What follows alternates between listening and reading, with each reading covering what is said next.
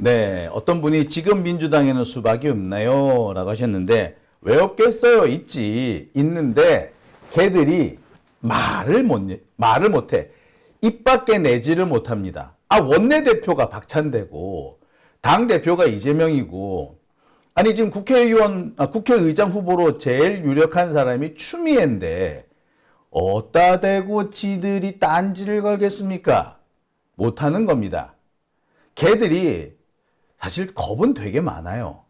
겁이 많은데 지들이 겁이 났다라는 거, 무섭다라는 거를 그거를 뭐라고 핑계를 댔느냐? 역풍 이런 걸로 핑계를 댄 거예요. 지들이 투쟁하지 않는 이유를 역풍 하면서 자신들이 엄청 신중하고 엄청 정무 감각이 뛰어난 것처럼 포장을 했을 뿐이에요.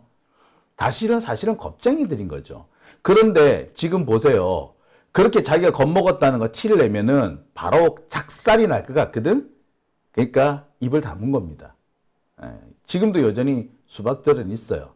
수박이 수박 아닌 척, 위장을 하고 있는 것 같은데, 또 결정적인 순간이 되면 그들도 또 티날 거야? 한번 보십시다. 하여튼 다만 우리가 그때 수박을 깨주면 되는 거죠.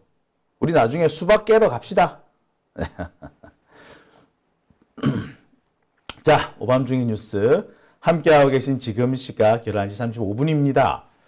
자, 본론으로 바로 들어갈게요. 제가 준비한 첫 번째 주제는요. 당근마켓 얘기입니다. 아니, 참네. 당근마켓에 세금을 때리겠답니다. 아니, 글쎄, 당근마켓에서 얼마나 많은 거래가 이루어진다고 그러는 건지 모르겠어요. 그래서 연간 약 8,800만 건 정도가 당근마켓에서 거래가 된다고는 합니다. 근데 연간 8,800만 건이라고 해도 그게 실제 그게 그걸로 해서 돈을 버는 사람은 얼마나 될까요? 소득이 500만 원 이상 발생을 해야 되잖아요. 그죠?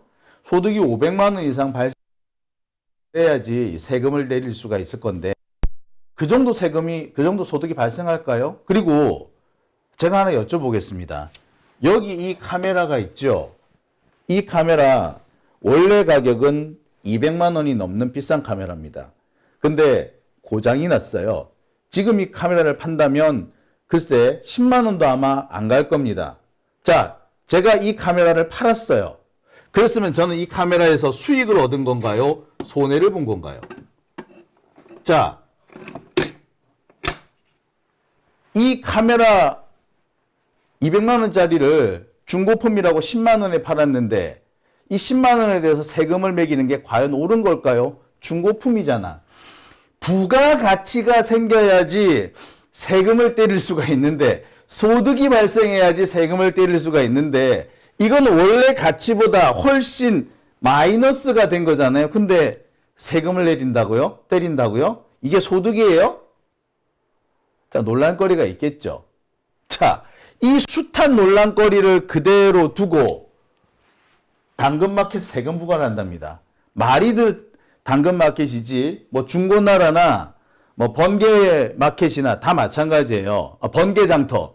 우리나라에 3대 중고거래 마켓이 있더군요. 번개장터, 당근마켓, 중고나라 이 세 가지가 있는데, 여하튼, 이들의 세금을 부과를 한답니다. 어처구니가 없어요.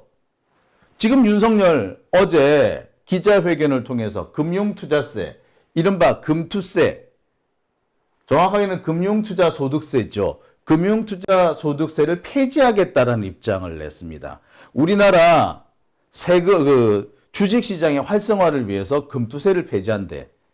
아니, 왜 폐지를 하죠? 주식 거래를 해가지고 소득이 생겼으면 당연히 세금을 내야 되는 거 아닙니까? 근데 주식 거래에 대해서는 세금을 면제해주고 중고품 거래에 대한 세금을 때리겠다고? 이거 정말 황당한 얘기 아닌가요? 어떻게 생각해보면 김건희 세금은 면제해주고 저 같은 서민들의 세금은 세게 물리겠다, 중과세하겠다, 이런 얘기밖에 안 되는 것 같습니다. 김건희 면세, 장용진 세금 폭탄. 야, 씨. 자, 이 황당한 내용을 제가 지금부터 하나씩 좀 짚어드리겠습니다. 엊그저께 국민일보에 나온 기사입니다. 당근마켓에도 세금, 종소세 신고 안내 깜짝, 중고거래 판매자에게 종합소득세 안내, 납세자들 혼란. 자, 뭐 여러 가지 얘기가 나오고 있습니다. 지금 여기 국민일보 보도에서는요, 실제로 물건을 이렇게 팔지 않았는데, 이 정도 소득을 올리지 않았는데 세금이 부과됐다면서 그에 대한 뭐 항의 이런 얘기들이 많이 뭐 나옵니다. 하지만 이건 정말 문제가 될 수 있는 거는 중고 물건 거래에도 세금을 붙인다? 이게 이해가 안 돼요. 전 세계에 중고 물품 거래에 세금을 붙인 사례 많지가 않습니다. 중고 물품을 거래해서 중간에서 수익을 챙기는 사람들, 물건의 중개를 통해서 수익을 얻는다든지 또는 그 플랫폼 수익이라든지 이런 사람들한테는 당연히 세금을 물리죠. 하지만 중고 물품 거래를 한다고 해가지고 세금을 물리는 사례는 흔하지 않습니다. 왜? 말씀드렸다시피 내가 이 물건을 200만 원에 샀는데 중고 물품 거래는 원래 내가 산 가격보다 훨씬 싸게 이 물건을 내놓을 수밖에 없는 거잖아요. 내가 원래 산 가격보다 싸. 그러면 이렇게 해서 판 물건 값이 과연 소득이냐 이거야? 아니죠. 소득이 아니라 이거는 그냥 오히려 어떻게 보면 손해를 본 거 아닙니까? 소득이라고 보기엔 참 민망한 부분이 있죠. 애매한 부분이 있습니다. 내가 만약에 이 물건을 10만 원에 중고품 10만 원에 샀는데 내가 어떻게 그러니까 예를 들어 고장난 카메라 10만 원에 샀는데 내가 살짝 고쳐가지고 한 100만 원에 팔았다. 그럼 부가가치가 90만 원이죠. 소득이 90만 원인 겁니다. 근로소득세 90만 원 이걸 내라면 모르겠어. 근데 그게 아니잖아요. 자, 좋아. 지금도 이른바 사업자인 회원은 세금을 냅니다. 중고마켓에 보면은 전문적으로 이렇게 물건을 파는 사람들이 있죠. 중고 물품을 싸게 떼와가지고 약간 이윤을 붙여서 파는 뭐 그런 사람들도 있고요. 중고 명품을 사가지고 약간 손을 봐준 다음에 비싸게 되파는 하여튼 이런 사람들도 좀 있어요. 어쨌거나 이런 사람들은 사업자죠. 개인이 아니고. 이들에 대해서는 지금도 세금을 냅니다. 이들에 대해서는 지금도 세금 과세를 해요. 과세를 하지 않는 것은 개인 간 거래일 뿐입니다. 근데 이 개인 간 거래도 등치가 크면은 이제 세금을 매기겠다는 거고, 실제로 세금이 이번에 징수가 되고 있다라는 거죠. 부과가 되고 있다라는 겁니다. 그러니까 개인 회원 중에서 사실상 실질적으로 사업에 준하는 역할을 하는 사람이 있다, 뭐 이런 건데, 문제는 누가 진짜 개인 회원이고 누가 개인 회원을 빙자한 실질적 사업자인지 구분할 수 있는 근거는 그닥 많지 않습니다. 그러니까 얘들은 그저 단순히 거래가 자주 있는 사람들만 골라내가지고 세금을 때리는 겁니다. 하지만 여러분, 제가 다시 한번 말씀드립니다만 중고 물품 팔았다고 해가지고 소득이 발생했다고 할 수 있는 겁니까? 원래 내가 이 물건을 살 때는 100만 원에 샀는데 중고품에 팔 때는 50만 원, 60만 원에 팔 수밖에 없잖아. 그럼 나는 50만 원, 40만 원을 손해를 본 건데 여기에 세금을 물려야 되겠다고? 아무리 내가 많은 물건을 팔았다고 해도 이건 아니지 않나요? 그죠? 이게 소득입니까? 비싸게 팔아야 소득 아닙니까? 내가 손해봤잖아. 근데 왜 여기다 세금을 물리겠다는 거죠? 이게 황당한 얘기 아닌가요? 자,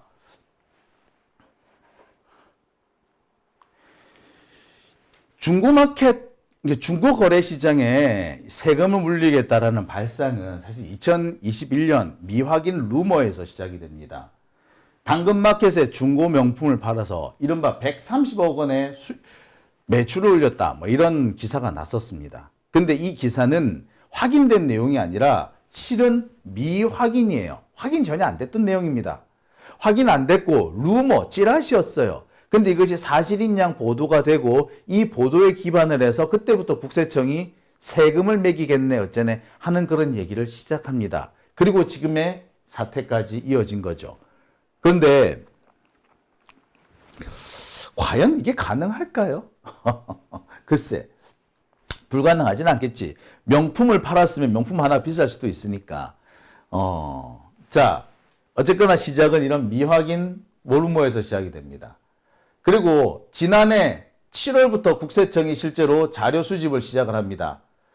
당근마켓이라든지 중고나라라든지 번개장터라든지 이런 곳에 들어가 가지고 하나하나 거래를 추적했던 거죠. 다 세금 부과가 목적이었던 겁니다. 자, 황당하죠. 근데 그렇다 치고, 황당하지만 좀 그렇다 치고요. 도대체 이게 왜 이런 짓을 해야 되느냐는 겁니다. 아니, 대한민국 정부가 오죽할 게 없어서 중고품 거래까지 세금을 물리겠다. 아, 이거 좀 과한 거 아닙니까? 이유는 있죠. 왜? 지금 우리나라 재정이 빵꾸가 났어요. 아시다시피. 3월 말까지, 4월, 5월도 아니야. 3월 말까지 재정 수지가 75조 원 적자입니다. 세금이 적게 거친 거예요. 세금은 적게 그치고 총선한답시고 윤석열이 돈을 때려 박은 거야. 그러니까 적자가 났겠죠. 재정 적자가 75조입니다. 이게 4월 달까지도 아니고 3월 달까지 그렇게 나온 겁니다. 앞으로 4, 5, 6 어떻게 나올지 몰라요. 윤석열 갑자기 이 세수 쪼임에 들어갈 거라고 하니까 또 어찌 될지 모르겠습니다. 아마 이것 때문에 최근에 일부 루머가 그 얘기가 나왔죠. 군인들이 지금 월급을 못 받고 있다. 이런 얘기. 제가 확인해 보니까 군인들이 월급을 아예 못 받은 건 아니고요. 급여는 다 받았고요. 초과 근무 수당이 늦게 나오고 있는 중이랍니다. 일부 부대에서 초과 근무 수당이 안 나오기도 한답니다. 안 나왔답니다. 사병들에 대한 그 급여는 나갔고, 하여튼 급여는 다 나갔는데 초과 근무 수당이 안 나간 거예요. 그러니까 결국 뭐냐? 1, 2, 3월에 돈을 너무 많이 쓰니까 4, 5, 6에 좀 이 세출을 줄여야 되는 거야. 돈 씀씀이를 줄여야 되는 거야. 안 쓸 수 없는 거는 쓰는 시기를 좀 조절을 한 거죠. 장부상 장난질을 치기 시작한 겁니다. 이러나 저러나 빵꾸가 나는 건 똑같은데, 자, 세금이 점점 하반기로 갈수록 많이 거치니까 그때 지출한 걸로 바꿔버리면, 지금 1분기, 2분기에 발생할 수 있는 적자 규모가 주는 거죠. 그거를 지금 노리고 있는 것 같아요. 아무튼 지금 현재 우리나라 재정 적자가 올해에만 75조 원입니다. 현재 대한민국 정부의 차입금은 1000조가 넘었습니다. 어마어마한 수준이죠. 윤석열은 문재인 정부가 나라빚 900조를 넘었다고 해서 엄청나게 비난을 퍼부었습니다. 나라 곳간이 텅텅 비었네 어쩌네. 그랬는데 지는 그 사이에 200조 가까이 빵꾸를 더 냈어. 도대체 뭐로 변명할지 모르겠습니다. 아무튼 이렇게 계속해서 재정 수지가 빵꾸가 납니다. 그 와중에 기업들한테 걷어들이는 법인세는 무려 6조 원이나 줄어들어갑니다. 그러니까 지금 나라에 적자가 났는데, 나라 살림이 빵꾸가 났는데 세금을 못 걷어들이는 거야. 그거 어떻게 한다? 네, 당근마켓에서 세금을 끌고 가겠다라는 거지. 결국에 기업들, 부자들, 그런 사람들한테 세금을 깎아준 결과 나라 살림이 엉망진창이 됐고, 그 엉망진창이 된 거를 메꾸기 위해서 서민들의 중고품 거래까지 세금을 붙이겠다. 그런 식의 발상을 하고 있는 거죠. 기가 차는 겁니다. 그러니까 지금 나라꼴이 아니 뭐 정말 나라꼴이 이거 정말 아니 아무리 그렇지만 군인들 아무리 수당이지만 본봉은 주고 수당을 아직 못 줬다고 하지만 군인들 수당은 안 준다고요? 군인들한테 수당이 왜 갑니까? 그거 심야에 당직 근무 쓴 거 아니에요? 전방부대 친구들, 전방부대에 있는 우리 장병들 야간에 당직 왜 씁니까? 북한이 쳐내려올까봐 간첩 넘어올까봐 당직 근무 쓰고 경계 근무 쓰는 거 아닌가요? 그렇게 근무를 썼으면 위험수당이고 당직 근무수당이고 제대로 챙겨줘야 되는 거 아닙니까? 그런데 그걸 안 챙겨줬다고요? 나라에 돈이 없어서? 아니 무슨 개소리야 이거 진짜. 이거 이래도 되는 겁니까? 그래서 그거를 메꾸기 위해서 또 서민들 주머니를 털어가요? 중고품 거래. 야 정말 이거 여러분 우리 이거 분노해야 되는 겁니다. 이거 우리 주머니 털고 있는 거예요. 이 개새끼들이. 에?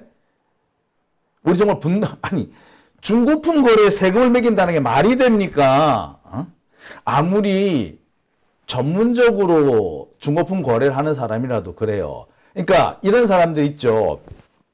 말 그대로 전문적으로 중고품 싸게 떼와가지고 뭐 이렇게 이런 거 아닙니까? 옷 같은 거 버려지는 옷 딱 가지고 와가지고 빨아가지고 이게 손질을 한 다음에 조금 비싸게 판다. 돈 좀 이익을 붙여서 판다. 요렇게 하는 사람한테는 그래서 세금 붙이는 게 맞겠죠. 그리고 이런 사람들은 뭡니까? 예, 사업자 회원으로 해가지고 지금도 세금을 붙이고 있어요. 그러니까 이런 사람들한테는 너 사업자지? 너 지금까지 사업자인데 개인인 것처럼 했으면 너 탈세야?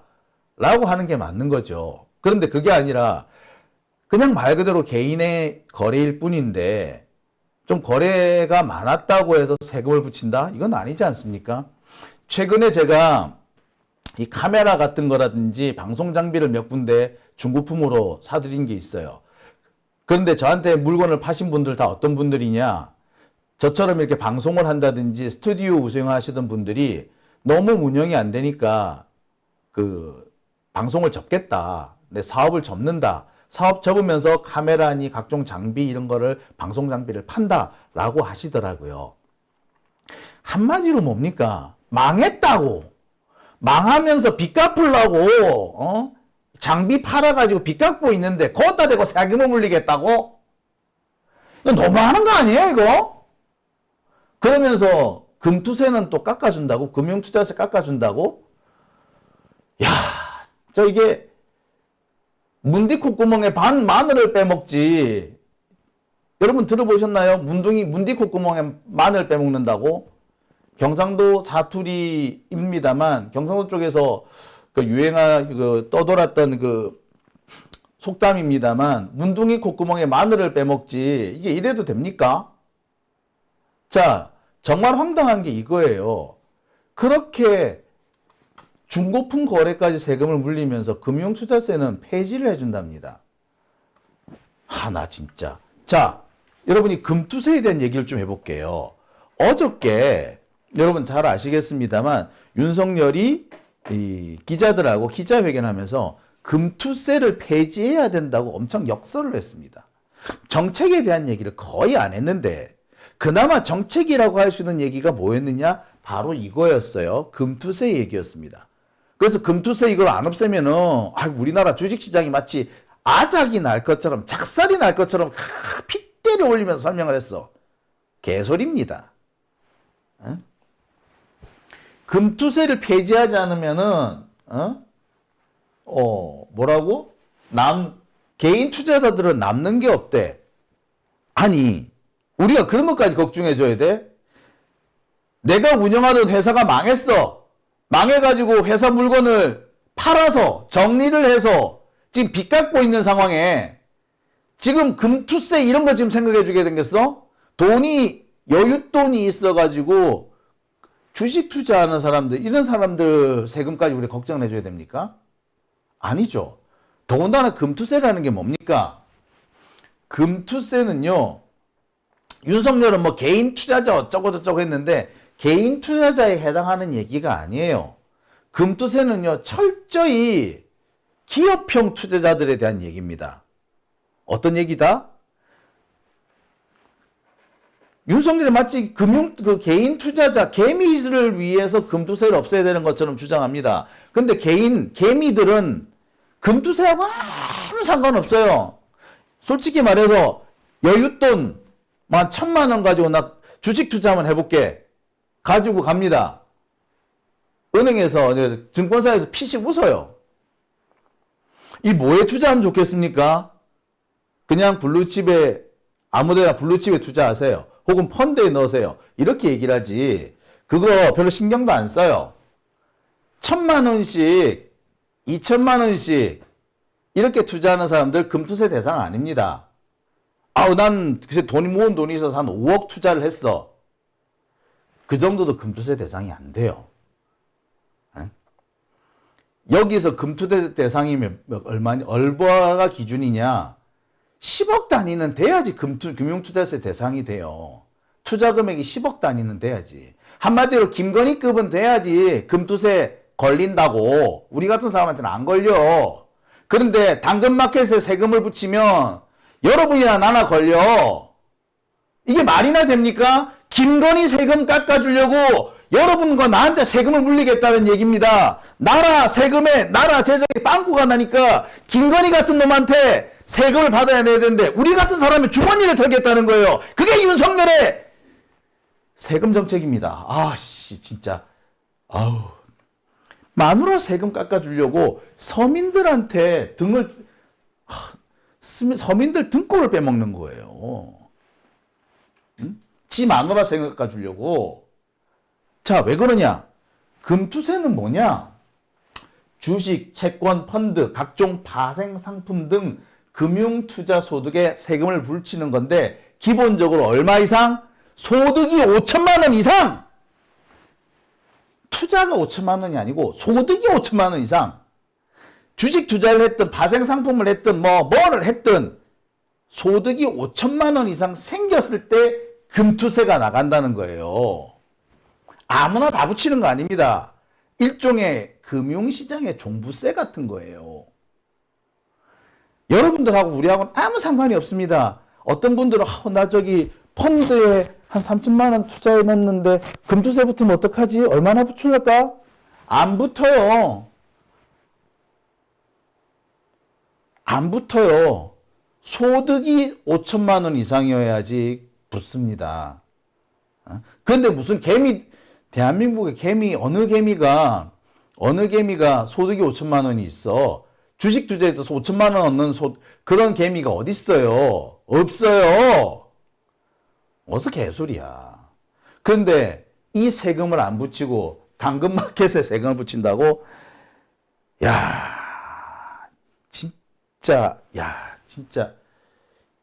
이건 국민들을 우롱하는 겁니다. 게다가 이 금융소득투자세 아직 시행도 못했어요. 원래 금투세는 2020년에 입법이 됩니다. 2022년부터 시행을 하려고 했어요. 근데 윤석열하고 국힘당이 바득바득 우기고 거기에 이낙연 같은 수박 새끼들이 부화내동하면서 2022년에 시행될 법을 미뤘어요. 2년을. 그게 언제 시행이냐? 내년부터 시행이에요. 근데 이걸 또 미루자고 그러는 거야. 아니 이제 폐지하자는 거야. 시행도 못했는데 폐지하자는 거예요. 아니 지금 진짜 이게 왠지 이런 황당한 경우가 어디 있습니까? 응? 아직 시행도 안 했어. 이게 세금이 현재 붙이는 것도 아니고요. 앞으로 그렇게 하려고 하는 거예요. 그것도 시행을 2년씩이나 미뤘던 겁니다. 근데 이거를 시행 한번 해보지도 못하고 폐지하자고? 야 윤석열 너 그러는 거 아니야. 네 마누라 세금 깎아주는 게 그렇게 중요하디? 아이고 진짜 옆에 있으면 뺨이라도 한 대 후려버리고 싶네 진짜. 이 쌍놈 진짜. 자, 제가 이 금투세 얘기를 하면서 2020년에 입법을 했는데 2022년부터 시행을 하려고 했고, 그런데 2022년 시행 직후 갑자기 수구적폐, 윤석열과 국힘, 그리고 이낙연 등 수박 일당들이 금투세 도입을 갑자기 2년 또 추가 연기를 해버려요. 그래서 2025년부터 내년부터 시행될 겁니다. 그런데 시행을 앞두고 또 이번에 또 연기를 하든가 아니면 아예 폐지를 하자고 얘기를 한 겁니다. 근데 우리 이런 거 어디서 많이 들어본 것 같지 않으세요? 이런 상황? 예. 이 상황은요, 수구적폐들이 흔히 쓰는 수법입니다. 일단 법은 만들어. 하지만 시행 시기는 뒤로 미루는 겁니다. 그래서 시행 시기가 또 다가오잖아? 그럼 한 번 더 미뤄. 그러면서 계속 폐지하자 이러는 거예요. 당장에 여러 가지 문제가 있고 여론이 빗발치니까 어쩔 수 없이 일단 도입은 해. 하지만 시행 시기를 뒤로 멀찍이 뒤로 물리는 거예요. 그래 놓고서는 막상 시행 시기가 다가오면 한 번 더 미루자. 또 한 번 더 미루자. 그렇게 하다가 결정적인 순간이 되면 폐지하자고 지랄 방정을 뜨는 겁니다. 마치 우리 공수처 같은 거 보세요. 우리 검찰청법 개혁안 같은 경우도 보세요. 처음에 당장 시행하자 그랬는데 시행을 1년 뒤로 미뤘죠. 1년 뒤로 미뤄놓고서는 어떻게 합니까? 한 번 더 미루자 그러지. 그래 놓고 또 뭐랍니까? 폐지하자 그러지. 수구적폐들이 개혁을 방해하는 아주 전형적인 꼼수가 이런 수법입니다. 중대재해처벌법도 비슷한 과정을 겪었고요. 심지어 그전에는 최저임금법, 근로기준법까지 계속 이렇게 당했습니다. 중대재해처벌법, 우리 김용균법이라고 하지 않습니까? 이 김용균법 시행이 2번이 연기됐었어요. 그걸 얼마 전에 시행이 됐습니다. 근데 그 시행을 하면서 뭐라 그랬어? 중소기업 다 죽는다. 중소기업이 왜 죽어? 중소기업이 왜 김용균 법 때문에 죽어? 중소기업에서 사고 나요? 생각보다 중소기업에서는 큰 사고 안 나요. 큰 사고가 나는 건 대형 업체들이에요. 솔직히 말하자면. 그리고 최저임금만 해도 그렇습니다. 지금도 여러분 우리나라에 최저임금이 모든 기업에 다 적용이 안 됩니다. 5인 이하 기업에도 적용이 안 돼요. 황당하죠? 계속 유예했기 때문에 그렇습니다. 근로기준법도 얼마 전까지 5인 이하 기업체에는 근로기준법이 적용이 안 됐습니다. 이거는 거의 10년 이상 연기가 됐어. 제가 대학 다닐 때도 근로기준법 중에 일부 조항에 대해서는 적용을 유예한다였어요. 근데 적용 유예가 얼마 전에 마무리가 됐습니다. 20년 이상 된 거예요. 이게 수구적폐들이 흔히 쓰는 수법인 겁니다. 법을 안 만들 수는 없고 만들어 놓고 난 다음에 시행 시기를 이리저리 미루면서 필요하면은 폐지하자라고 외치는 거예요. 이번에 이 금투세 역시도 마찬가지 상황인 겁니다. 참 어처구니가 없죠. 기가 찰 노릇인 겁니다. 자, 여기서 짚고 넘어갈 게 또 하나 있습니다. 제가 이 주제를 준비하면서 정말 열을 많이 받았던 대목인데요. 자, 이런 게 있습니다. 제가 매일경제에 올랐던 기사입니다. 아까 지금 현재 우리 정부의 재정 수지가 75조 적자라고 하죠. 75조 적자가 났기 때문에 민주당이 추진하고 있는 25만 원 국민지원금 반대한다라는 사설을 매일경제에서 썼습니다. 자, 이 매일경제가 금투세에 대해서는 뭐라고 했느냐? 경제 동력을 상실한대. 상속세하고 금투세 폐지가 안 되는 바람에 경제 동력을 상실한대.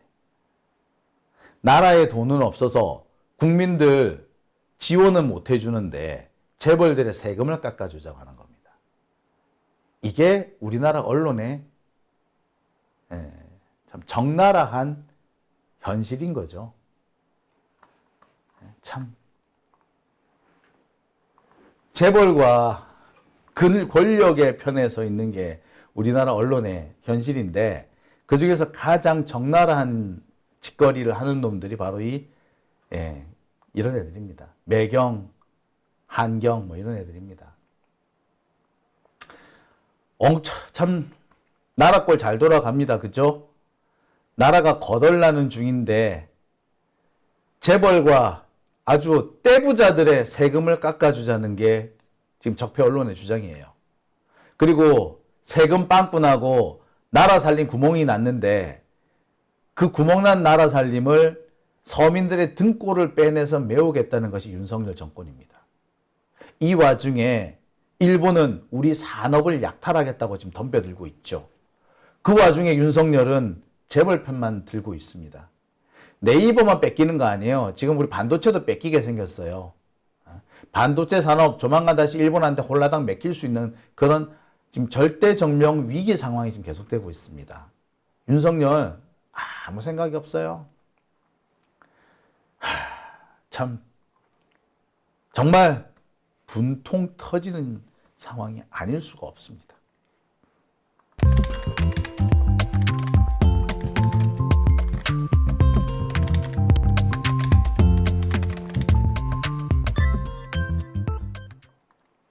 네, 오밤중의 뉴스 함께